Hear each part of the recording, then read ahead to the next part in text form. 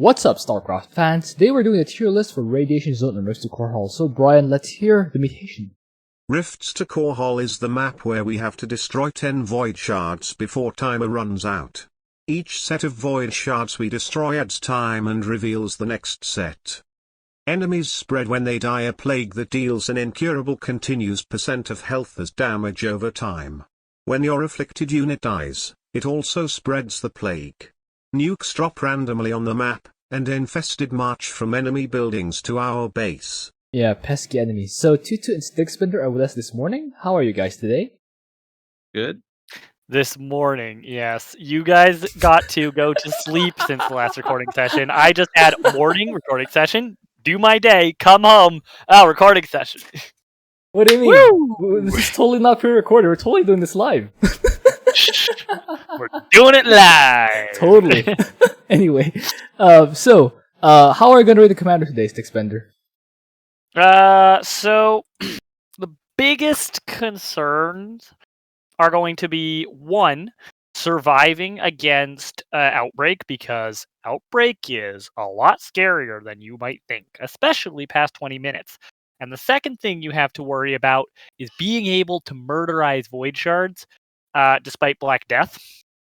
And basically, you're going to get rated for your ability to kill Void Shards. Not necessarily your ability to kill enemy bases, just kill Void Shards in whatever method works for your commander. Some commanders, that will mean just brute forcing through the base with units that don't care if they catch Black Death. Some commanders, that'll mean, I don't need units to shoot it, I just shoot it with top bar or something like that. Yep. So, yeah, that's basically going to be it. How well can you kill those objectives while also fending off very angry Outbreak hordes? And then going nuclear is, like, the least relevant thing here. Not sure about the Outbreak thing, because I don't usually get past 20 minutes. But, Tutu, how about you? Pretty much those two. So, since there's going nuclear, you can't really be outside for too long. Yeah. And, yeah. So, Black Death, the Black Death plus Outbreak means that the infested, they carry Black Death with them, and if you're not careful, you'll get infected and lose a lot of stuff. Yeah, COVID's pretty annoying. Anyway, Abathur, what do we have him? Abathur, okay, so his start is pretty slow. You probably should not use anything except P1, just so you don't have to auto turn off the brutalist. You don't want ultimate evolutions because they will die to Black Death. His start is extremely slow, but you actually get 3 waves of attacks before the first shard expires. Yeah, so you have enough to get a few like full biomass devourers, and after you take out the first shard, you get like 1 or 2 more waves, and by that time you should have no problem taking care of the shards with just devours, maybe mutalisks, and you can even just ignore Amon's enemies because they'll tickle you by that point. So I put him in A. A? Okay, how about you? How about you, Stickspender? Yeah, that kind of makes sense. I'm guessing you're defending your base with a bunch of spine crawlers. You have nothing else to spend your money on. I actually only needed 7 devourers. Probably too many already. I need 7 devourers, nothing else. Yeah, you probably. I would say like you need like a small handful of devourers, and they'll just kill the shards while Amon gently massages your devourers without actually causing them any real harm. Hilarious. Yeah. So A tier seems pretty fitting, honestly. All right. So both of you guys agree in A, so let's have an A. Actually, I have an S, but A is fine. All right, Alarak, where do we have him? The infested from Outbreak come fast enough to heal Alarak from killing them, so he doesn't die of Black Death. So Alarak can go forever without dying of Black Death by just killing those guys. It's a darn shame that basically means that you have to constantly be babysitting Alarak's hero unit non-stop and be out on the map with him to make sure you catch all the infested with Alarak, which means that you're dodging nukes and murdering infested and kiting with Alarak while also microing your army and dodging nukes with your army. Yeah, if you do that, everything works out great.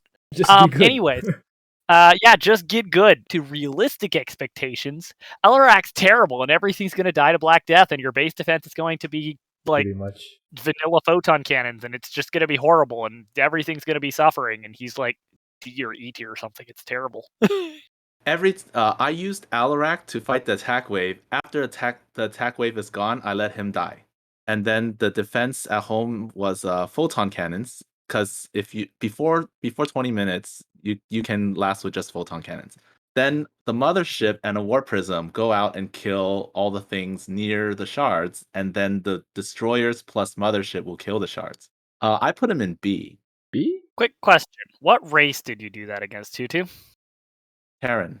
Yeah, if it's Zerg, like you get abducted, you get Mutalisks. Like, More importantly, yeah, Mutalisks have this annoying habit of having 3 range, while Black Death spreads at that's 5 right. range. Yeah. Yeah.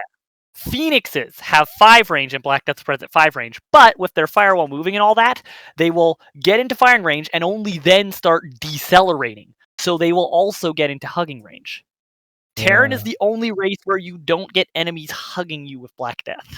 Yeah, I see what you're saying. That's why I was saying, like, B tier for on paper, E tier or D tier for executing that is gonna be. I can see that, actually. Not even on I agree paper, with actually. Yeah, not even on paper. I haven't D personally. I can see that. Yeah. So, do you guys kind of compromise with D? Is D okay? D is fine. I can see it. Plus the random. I didn't factor the race.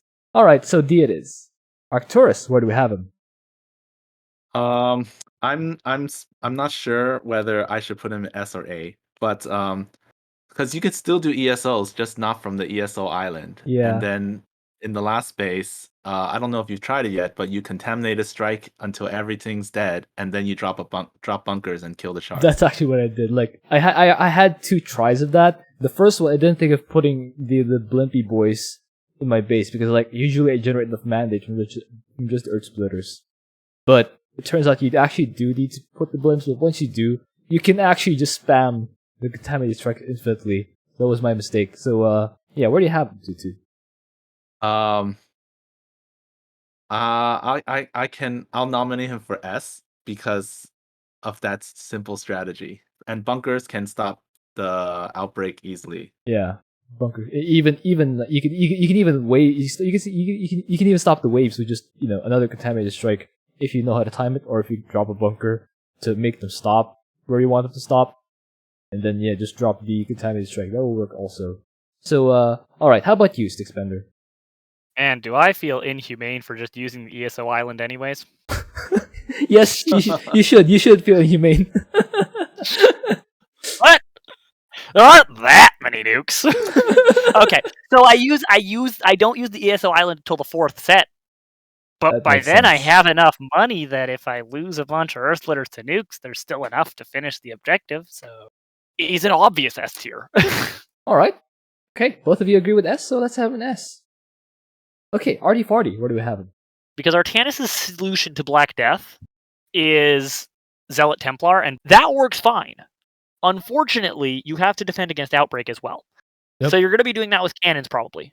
But if you're doing that with cannons, that means it pulls tons of minerals away from your Zealots. And if you don't have any Zealots, then you're going to have a much harder time clearing and wave murdering. The problem is that just using Tempests alone to snipe the shards without top bar support is difficult. I would personally prefer to have fewer Tempests because I'm putting money into Zealot Templar, but have Archon dudes for the offense. I think that would make it considerably faster, so you wouldn't have to deal with aberrations. Because if aberrations start spawning, that's true. vanilla cannons cannot fight aberrations, period. Good point. Artanis is on a 20-minute time limit, not a 30-minute time limit. I think he's C tier.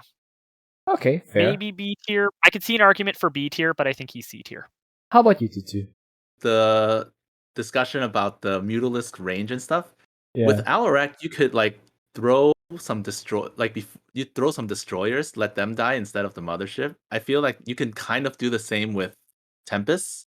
You Have just Phoenixes in front? You just throw a Phoenix or throw one Tempest, let it die, and then let it take all the Mutalisk shots, and then it'll get Black Death and die, but the rest of your fleet is safe. And then once you clear everything, you just snipe the shards from afar, and everything that has long range, you can just kite them. You don't have to kite if the enemies have like 6 range or longer. You just shoot them. Exactly, you just shoot them. Just follow the instructions we gave because the actual micro is surprisingly easy. Basically, in terms of actually having the tools to do it, he's A. In terms of execution difficulty, he's low A, high B. In terms of map knowledge required, he's probably C. Yeah, but it's not easy as flying 7 devourers and ignoring all the enemy fire. Yeah, so I don't think it's quite as easy as Abathur. That's like the biggest reason I was like, could he go in A tier? No, Abathur's an A tier. Yeah. Anyway, so B? B makes sense, yeah. All right. Dehaka, where do we have him? Pack leaders or Dehaka, if they get sick, they just die. Just let them die, and then someone else can take over. This one is like Manx, except that for the last set, you have to walk to ESO Island with your creeper hosts, and that is dangerous. Yep. And on your way there, you might see some aberrations who want to say hi, and you gotta stop them somehow without getting sick. Oh yeah, so that's true. So the first 3 sets are really easy. The 4th set, you have to walk there, and while you're walking there, you have to pay attention to them to make sure that they don't get nuked. And you have to defend. You do have a lot of minerals for primal worms, so defense is not such a big problem. But just the fact that you have to walk your creeper host there makes him B for me. So for that final base, wouldn't it be more like for the final base, assuming you're not P2, we send Dehaka and all the pack leaders all at once, and everything dies to just that, and you don't even need a single unit. Or how about P2? Yeah, maybe P2 will work also? P2 might work, but you'd be doing them one after the other.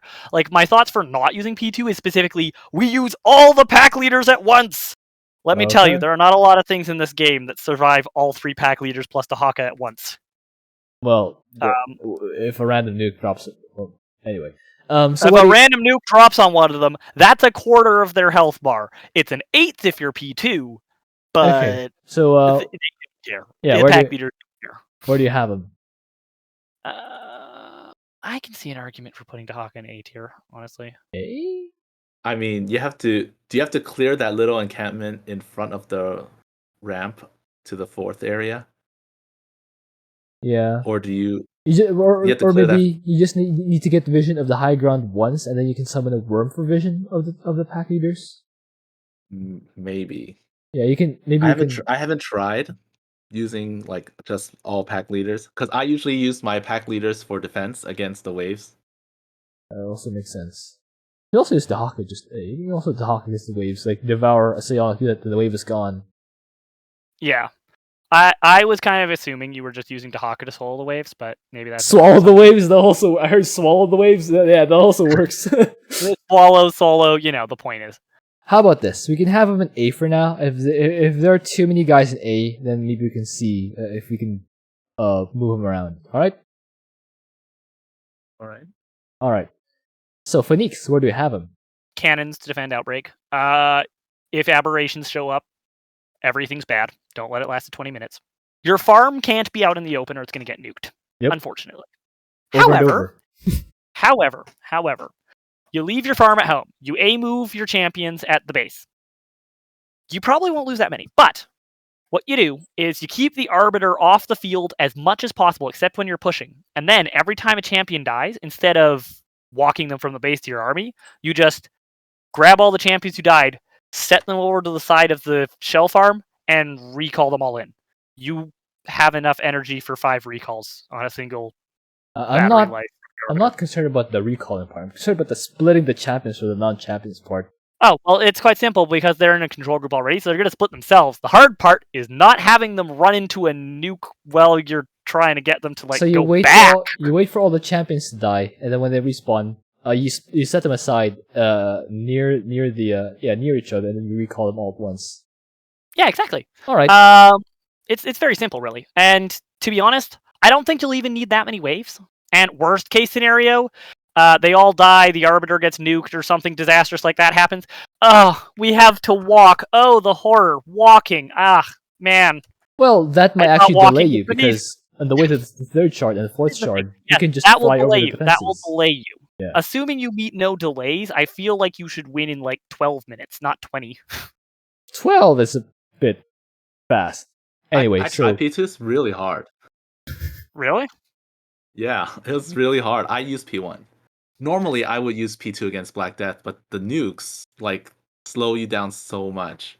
Okay. yeah, 12 minutes. Is, P1 also makes sense then, I guess. What I did was I used one suit to clear wave, the other suit to clear the enemies near a shard. I used my carriers and scouts right click a shard and then run away so that they don't kill anything they shouldn't. Yeah, and then at home I had like Warbringer plus Colossi just standing there with cannons, and then Caldalis if the enemies get close, because I have so many minerals anyways, so Caldalis can fight some stuff. yeah. But yeah, it was doable, but like it's kind of tough. So I put him in D, similar to Alarak. Oh yeah, I mean I see both the P1 and P2 approach both working. I feel like, but I would put both in D. Like, All right. So that was fast. yeah, it's like all of that like elaboration, and it's like okay, but this is actually like I'm giving you something that's like, does it work? Yeah. Is it gonna be easy? Not really. What happened to 12 minutes then? No, well that's the thing. It's like you can beat it in like 12 minutes if everything goes right. Will everything go right? Definitely not. And your time limit is 20 minutes. All 8 right. minutes of wiggle room, and so many things can go wrong. Hot and Horner, where do we have him? If you want to focus more on offense, P2, then you use P2. Really? P2? If you use, yeah, because if you focus on defense, you can make more Hellbats, and you have to manually separate them, put them to the front. On offense, you use P2 because you get more battle cruisers. For defense, you spend your time looking at home, so you just use P3 and make strike fighters. Yeah. And like you just keep the shards on fire and then slowly clear the things around. Then you get like 1 or 2 battle cruisers. With P2, you can get like 6 or 7. Yeah, that makes sense. But you have to focus. You have to focus on your battle cruisers so they don't get nuked or they don't get Black Death. So the defense is tough because you have to like manually just pull 1 or 2 Hellbats to the front and then let them die and fear the enemies. I would let Magmines so- take care of most of the defense. When the You don't waves want to arrive. use You don't want to use Magmines. Oh, you don't use Magmines on Infested, but Yeah, use not Magmines on the waves. Yeah. So I'd say C or D. Yeah. Oh, when I'd say you C for now. when I used P3, I had this. I learned that you can time your your airstrikes by 10 seconds each. So the fire lasts for 10 seconds, but you don't watch the fire. You watch the clock, the in-game clock on the lower left. You take the last digit of the timer. For example, 352. You launch one. So your next launch should be 402. So it should be in interval of 10 seconds, so that it keeps being set on fire for as long as possible. So yeah, that's what I learned. Anyway, how about you, Sixbender? Yeah, so how did you say you were defending the Outbreak dudes again? 2-2? What? How did you say you dealt with the Outbreak dudes? Splitting hellbutts. Yeah, splitting You Hellbats. pull a Hellbat or 2 in the front, and then they'll fight, and then they'll die, and then yeah, they'll have Black Death, but they'll be far away from the rest of your army. Oh, that's awful. And It we're is awful, assuming but- that strike fighters are able to clear by themselves. Oh yes, they can. I've done it. With P3. On another mutation, Seems I had like 40 something strike fighters Oh, yeah. by the end. Yeah, I mean, I can see it. Feels a bit sketchy, but I guess so. I don't think it's Alarak levels of difficult or Phoenix level. The defense can get sketchy. I think I agree with C tier. All right, there we go. You also don't want carrier galleons, so you Yeah. save some gas there too. That's just gonna spread COVID. Anyway, Karax, where do we have him? Do I need to elaborate why he's S tier? No. How about you, Tutu?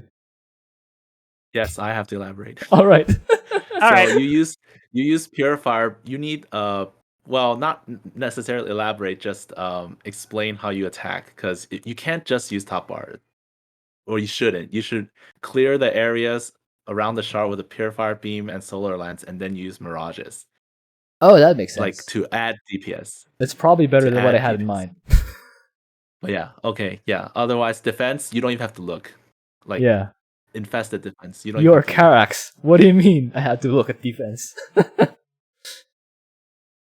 Anyway, so S? Yep. Alright, Yep. easy S. You shoot objectives with space lasers. You get vision with an observer or a mirage if that's how you do, and you build buildings. Sounds about right. Okay. It's that simple. Like, just if you mess it up, I will be incredibly disappointed in you. It's super simple. Kerrigan, where do we have him? On paper, her strategy is really easy. You go in, you immobilization wave the enemies, you kill them, then you use Hydralisk to kill the shards.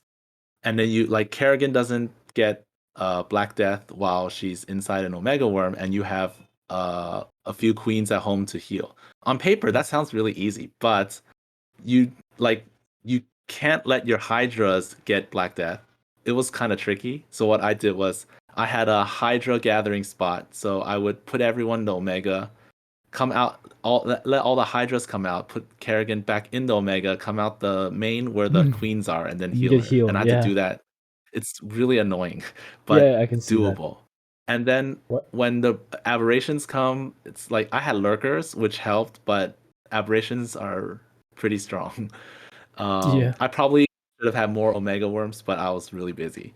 I put her in B, but I can see a C as well.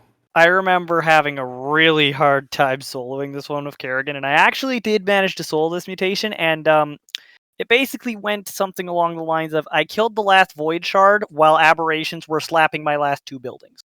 So I would say that yes, C tier would make sense.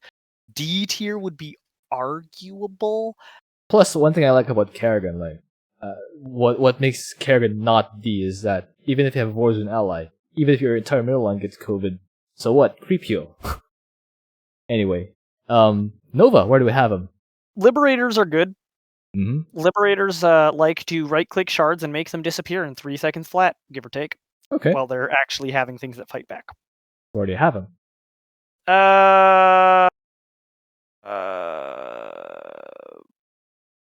She feels kind of Artanis tier. Well, no, she's better than Artanis, but she's not High B? the whole Okay.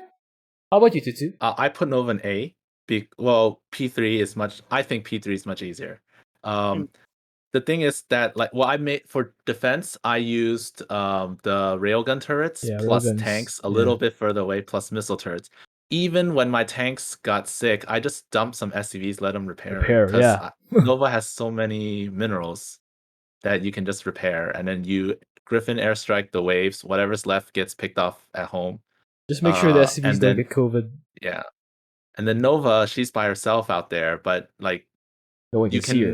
can check her. Yeah, you can just check once in a while, make sure that she's not like on a nuke. Like a nuke's not going to hit her. And then once you clear everything, then liberate. You just need like 4 liberators to hit a shard, and then it'll go down in seconds. Okay.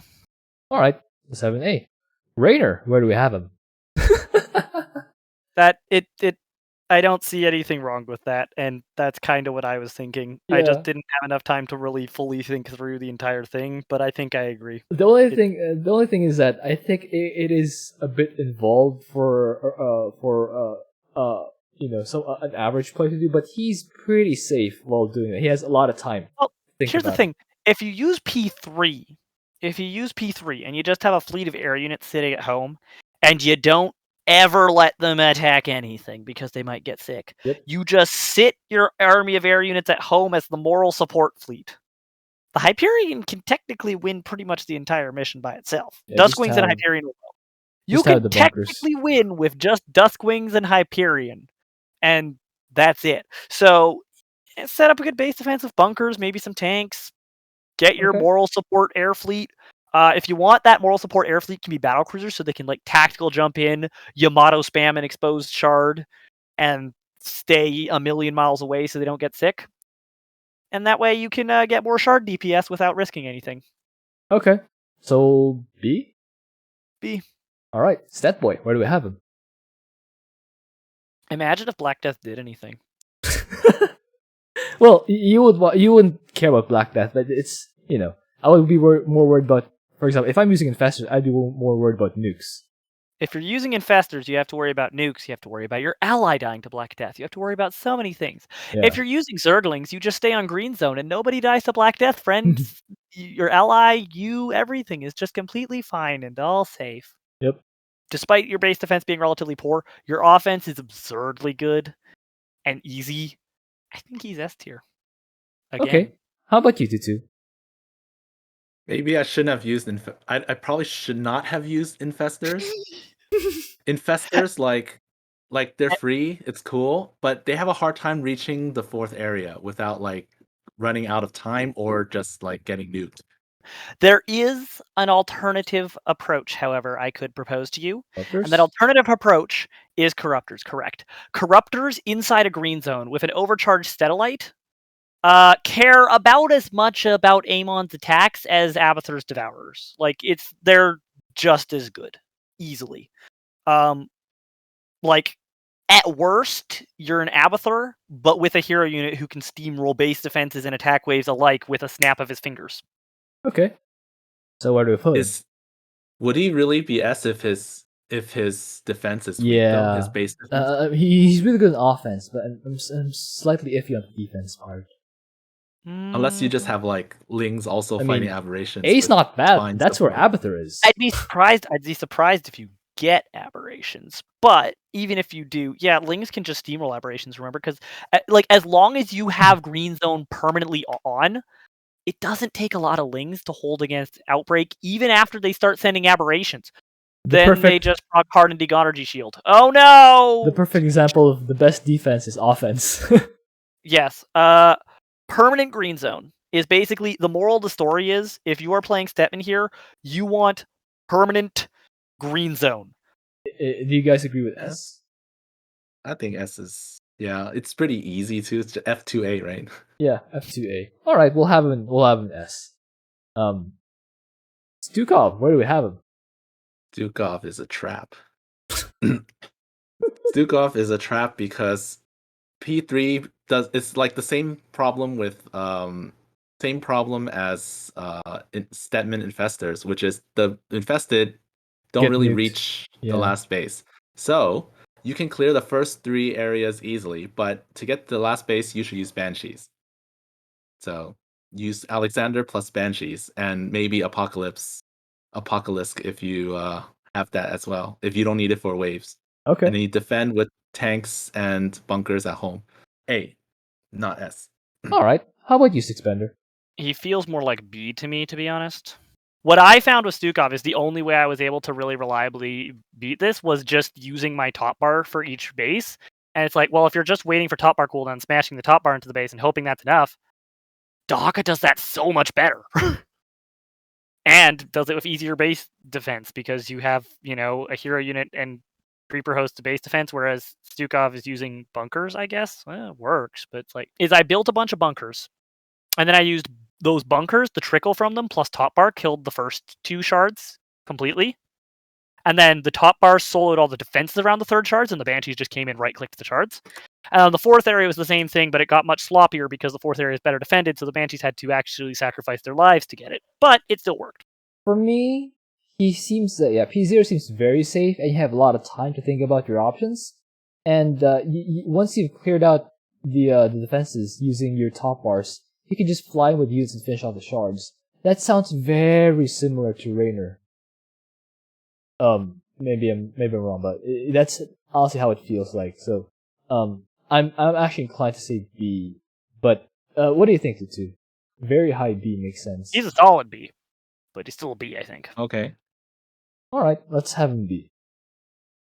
Rory Swann, where do we have him? S tier, maybe. Factory. I mean, or something. Factory and static defense. I would probably use Wraith Turret. P1 Wraith Turret is good. Yeah. Here's the thing. It's like you say, "Oh no, my Wraiths are gonna get COVID." Are they though? Are they going to kill anything that isn't a shard? I'm not worried about the Wraiths killing anything that isn't a shard. I'm worried about the laser drill killing anything that isn't a shard near the Wraiths. That's all you need to stay. If the laser drill does kill anything, one, you can target the laser drill on the shard, plus the laser drill will get distracted by Outbreak dudes. But if it does kill a unit, well, it's the P1 laser drill, so it's slowing that target. So the target's not what's starting to do, chase after the Wraith at 0.1 movement speed.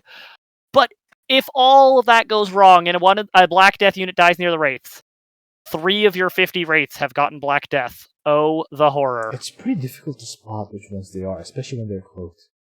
The simple solution is if you look down at the selection group of units down the bottom area, if one of them has its color changing, that means it has Black Death. How about you, Tutu? I used P2 because I just use Concentrated Beam and Pulse Cannon to kill all the enemies, and then I use Herc Tank to kill the shards. Why And, would like, you? Okay. If a nuke comes, you load them in the Herc or something, and you can run. Or But if you gotta you're clear the dudes you gotta clear the base first, so that your tanks will get COVID. yeah, that's why I said use Pulse Cannon. Use Pulse Cannon, and I had like 3 factories fly in to pick off the high HP enemies that were remaining.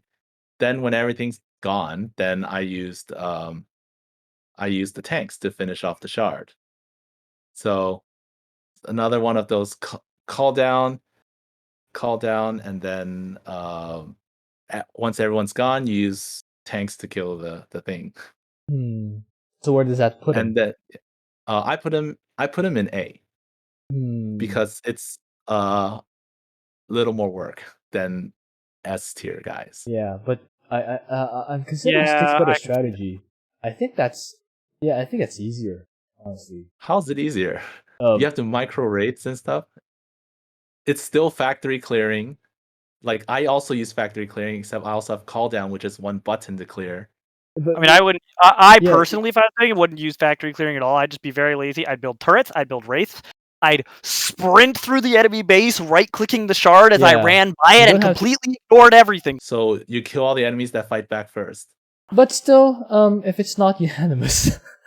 Yeah, I can see A tier. I agree. I actually, on second thought, agree with A tier because the amount of work is closer to Nova levels than S tier. If it's not unanimous, it's not S. So there we go. Swann A. Hey, there we go. Swann's no longer even tiered commander. That's his first. We did it. Anyway, Tychus, where do we have him? Tychus is interesting because Lone Wolf doesn't die to Black Death. You can stay at 1 HP, but if you get tickled, you're gonna die. So defense, Sirius throws turrets in front, and then that side is safe. For the other side, you probably use the auto turrets and just repair them. Like early game, the walking, those civilians, they don't do that much damage. The infested marines have range, so you just repair the turrets and you'll be fine. Yeah. You probably you want to clear before aberrations for sure. Your offense is just Odin and Sam.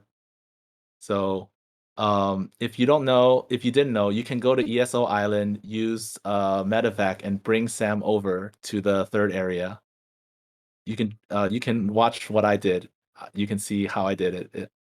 It's a good way to kill the shards. You use Odin, and then you nuke the area. Everything's gone, and then Sam kills the shards. And you do that for the third and fourth bases.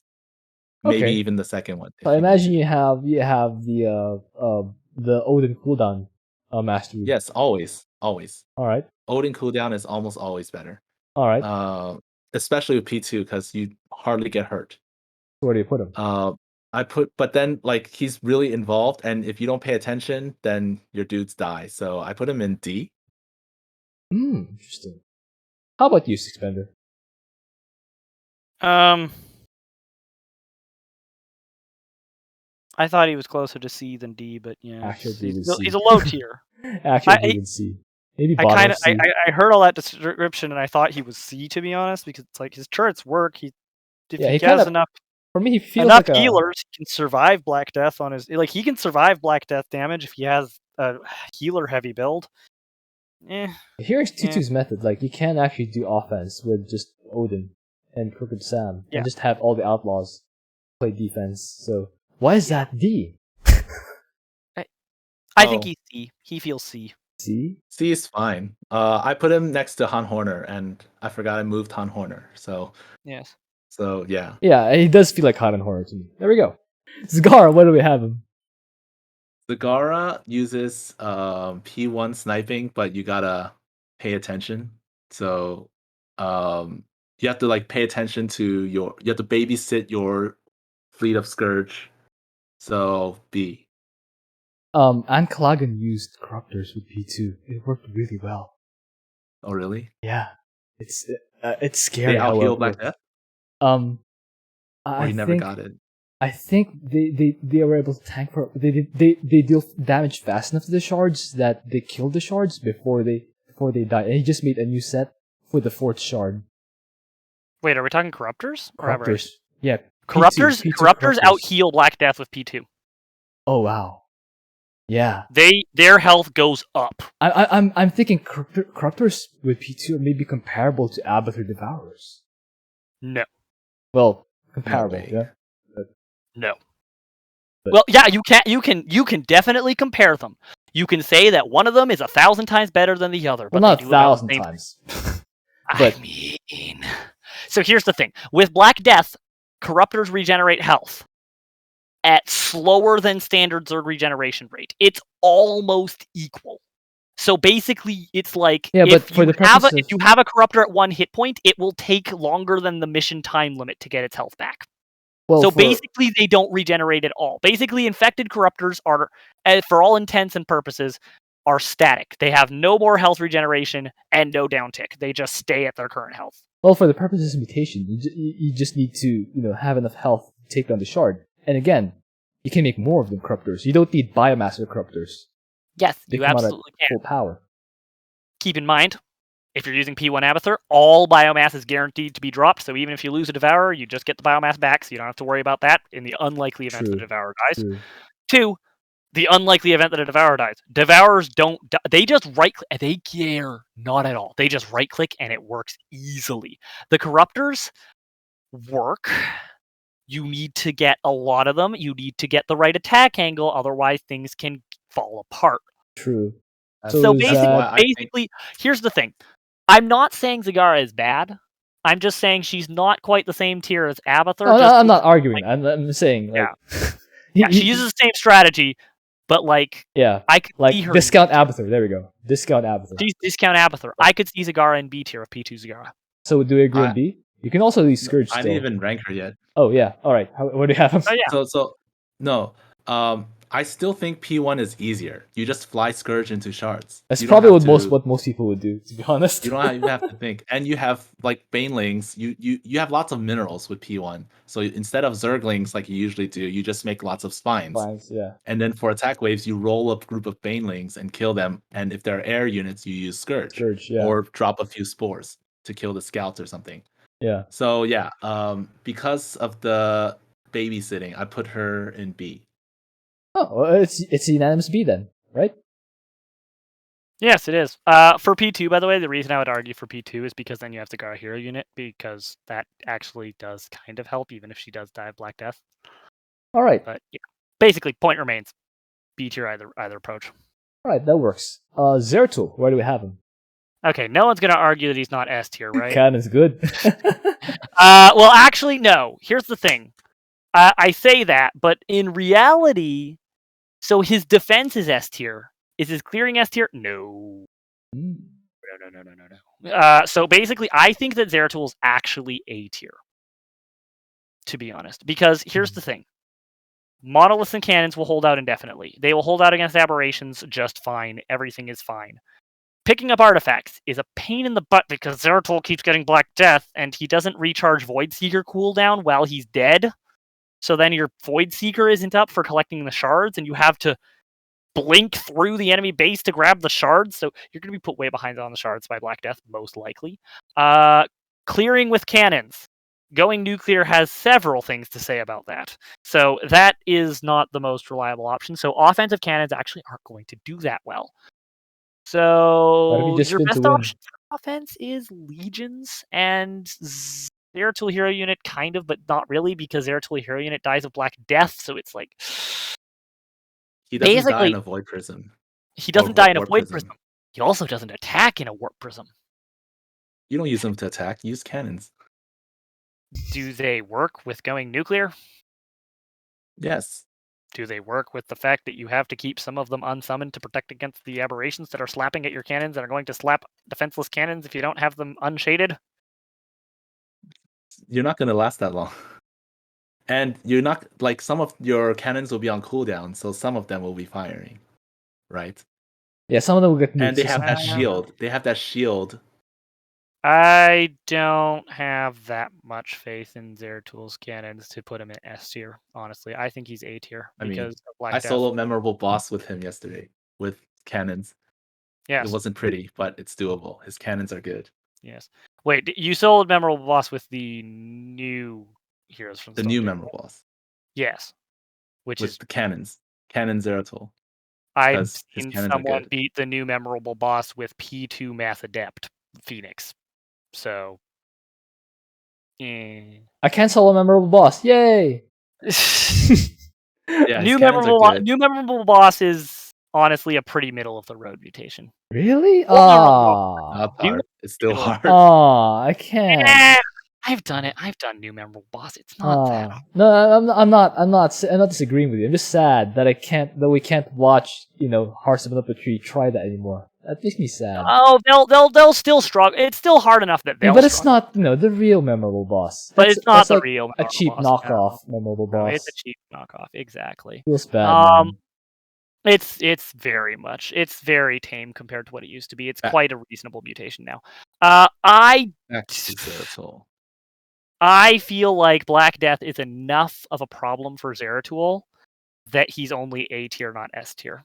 Because you have to either you're going to get messed up on getting artifacts and not have your hero unit available for anything very much, or you're going to be sitting him in a prism all the time, and you have to know to get a prism, sit him in the prism constantly, and you'll have to take him out of the prism to check the artifact cooldown, or you just forget he's in the prism, and 5 minutes later, oh yeah, that's right, artifacts. It's I had Zeratul in S, but I do agree that going nuclear and finding artifacts is annoying, especially on this map. So I think A is reasonable, but I don't think that the cannons are bad.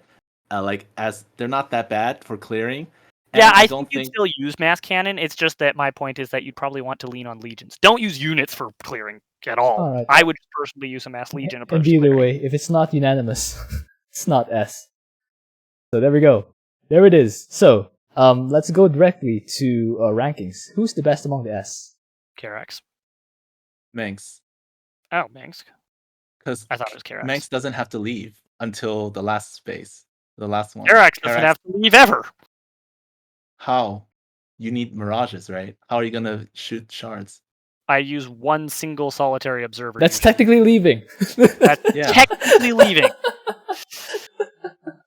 Does that really count?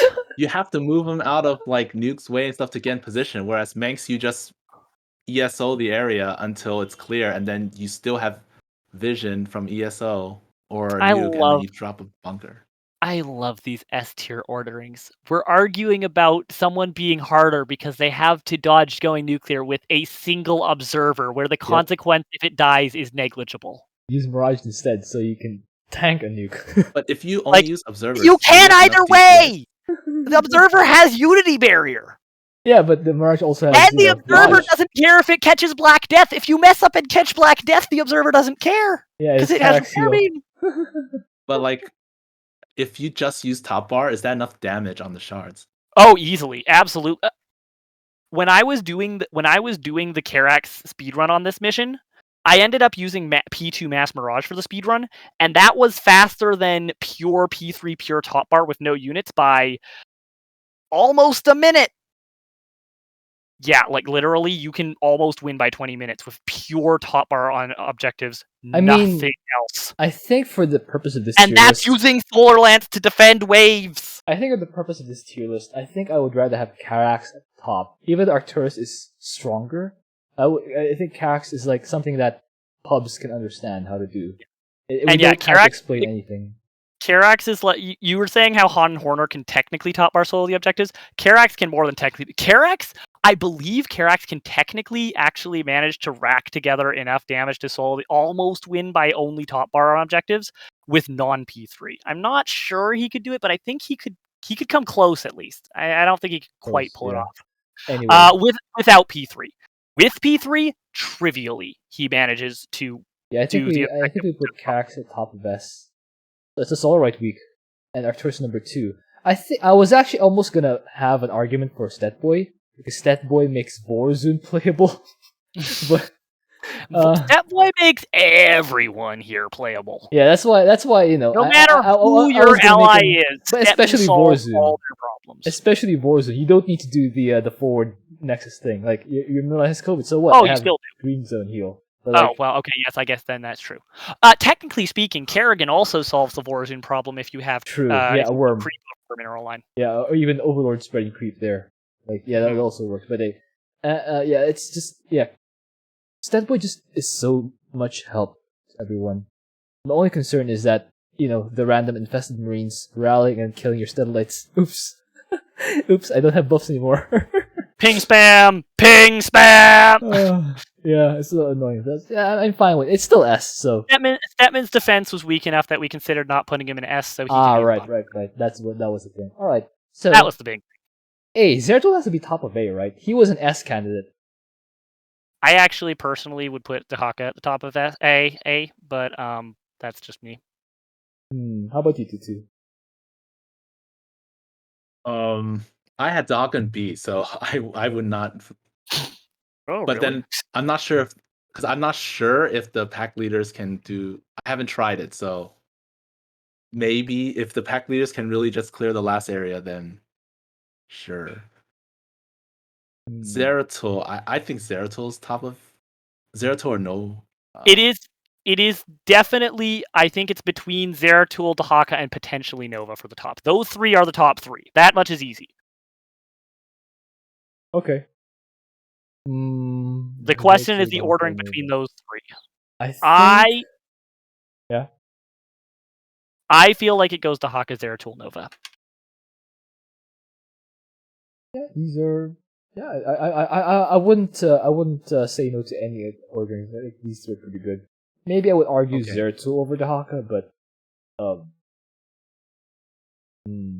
I think Zeratul Cannon is very intuitive. Like if you tell a pub just face cannons, he'll know what to do.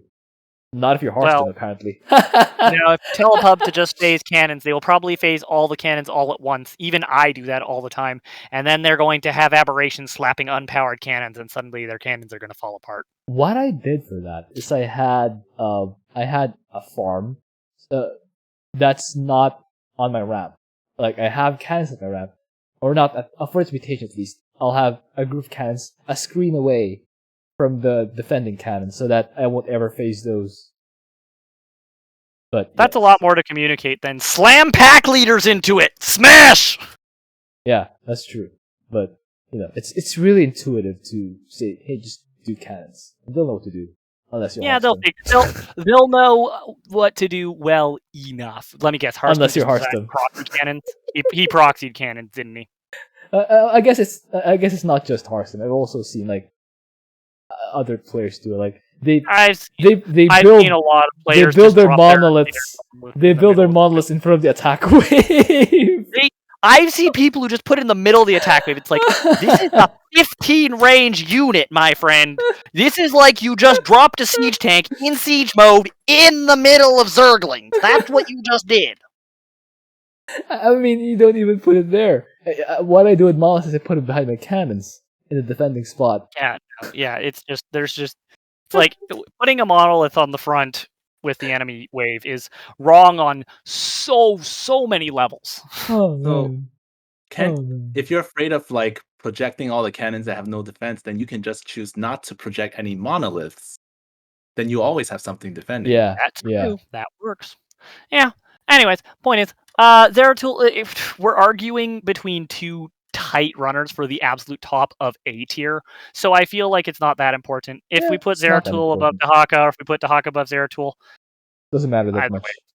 So between Swann and Abathur, I think Swann Abathur. is more stable in defense, but Abathur's that's right. offense is just so. Whew. Easy. Yeah. Woo! One is Swann's early game, offense- one is late game. Yeah, that's Huh? true. Who's the early game? Who's the late game? Swan's the early game. Yeah, 'cause his defense Swann is just so needs good. like a Flame Betty, and you're pretty much set against the whole mutation. Well, not really, but Well, once they get aberrations, you're gonna need blast abilities. But his defense continues to hold. Especially if you add tanks to that defense, you But technically can hold forever. With Swann. Abathur can use toxic nests in the early game and spine crawlers. Yeah, and that'll and spine that'll crawlers. suffice. You don't need And that'll suffice. you don't need money It- apart from seven devourers. It's hard to distinguish between them because it's like Swann has a top-notch defense and an offense that will more than suffice. Abathur has a top-notch offense and a defense that will more than suffice. Yeah. So, I think that I would put it to Swann here. I'll put to Abathur because men would help against COVID, but Yeah. Mm. Okay. That's I just get- delaying the inevitable, right? still, No, but it does help. That delay can be really helpful depending on what strategy you're going for as another commander. Mm-hmm. I would give it to Abathur. Okay. On the basis of Mend, I can see Abathur doing it. And on the basis of the laser drill technically has the ability to mess up your ally. And Just I like believe- Vorzun, Swann can screw up his ally just by existing. I believe Abathur's Devourers, when fully biomass in P1, have 1187 health, which is enough to tank like 2 nukes. Mm-hmm. So, Correct. Yeah. And Black Death just gives them health regeneration instead of causing them to take damage. Yeah. which is Anyway, funny. so who's top yeah, of B? But yes, I will technically point out Swann, like Vorzun, has the ability to mess up his ally just by existing. Just he will probably mess them up less. Because Laser Drill can mess you up if you're not expecting that unit right, Black right, Death right. to suddenly die. Right. Who's top of B? It's between Zagara and Artanis, isn't it? Mm, Zagara's the easiest, like strategy wise. all right. You just I think it's run Zagara. Scourge. Yeah. I think it's Zagara. Good enough Run for me. Scourge or Corruptors, either way. Good enough Just for me. slam. Weren't we Then arguing Artanis? Stukov for A or something earlier? You guys were arguing I Stukov was. for A. I was dragging him down. Oh. I think Stukov Yes. should he's also easy to execute, and gameplay is mostly the same until the last part. You just kind of need a little bit of oomph at the last. Yeah. But Artanis, like, You need a little once bit you of have oomph at the last Tempests out, You can't infested trickle the third shard set either, realistically. maybe. For Artanis, you actually can solo it with just Tempests. Even if your ally is an eye-def guy, you can still do the Tempests with the Archon dudes thing. Fighting the army, you can still do it with a Phoenix in front to tank the shots and the COVID. I think exact flip side of last week. This week, Stukov gets the edge over Raynor because of top bar. Last week it was Raynor got the edge over Stukov because his top bar was better suited for that week. Oh, This yeah. week, Stukov's top bar is better suited than Raynor for this week, and I think that I would say Stukov is better than Raynor at very least. Yeah. I agree The with question that. is just whether he's better than Artanis is the question to answer, but Stukov is better than Raynor because his top bar is much better suited for this week than Raynor's top bar. Do you agree to? Yes, for those two, yes. Yeah, makes sense. And the question is, Artanis. Oh boy. There's so much theory, but the execution is relatively simple. If it's very close, we don't need to, you can call it a tie. And So move on. yeah, Artanis glowy Well- eyes, therefore he goes in front. You know, if I look at B tier, it actually almost feels like this should be 2 tiers because Zagara is so much better than the other 3. Okay, we move everyone down a tier, then Vorzun goes to F. You happy with that? No. Alright, no. then let's not do it. Uh, Alright, who's top of C? Yeah, my thing was I was actually wondering if Zagara maybe should go in the same tier as Abathur, despite being considerably worse. But it's like, yeah, Alright, who's top of It's- C? top of C. Tychus? I guess Okay. It's Tychus, baby. And then Han and Horner, then Kerrigan. Feels Yeah, right to Tychus me. and Hanahor, I feel Yeah. like essentially they do the same thing here, and they have the same issue, almost. Hanahor is top bars though. Space Station. Oh wait, Hack is a nuke. That also works. Literally. So between D, who's better between Alarak and Fenix? Alarak. Okay, so there it is. Yeah. Alright, so who's better? Borzun or an F tier? They're Borzun. equal. Equal. They're equal. Gosh, dang it. Alright. Borzun Alright. has time's up. I'm just kidding. Alright. Ah! That's a tier list, everyone. I have 35 minutes of video to edit out. Thank you for watching. Watch Tutu and Stixbender's channels. I will link them below, and I will see you guys next time.